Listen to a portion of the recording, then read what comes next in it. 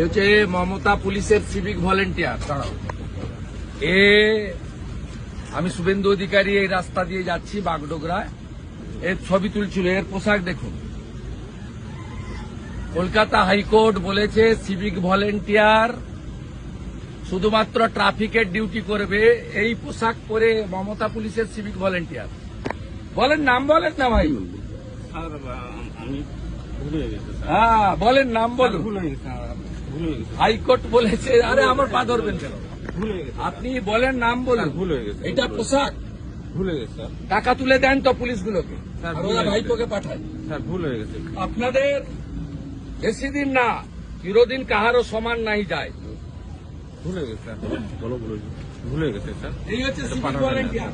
মাল তোলো, আমি আর আইসির কাছে জমা করো, ভুলে গেছি। আর ভাইপোর কাছে পাঠাও। দেখুন পোশাক দেখুন, সব মোড়ে দাঁড় করিয়ে রেখেছে মমতা। ভুলে গেছি স্যার, আমি আর সব মোড়ে একটা করে দাঁড় করিয়ে।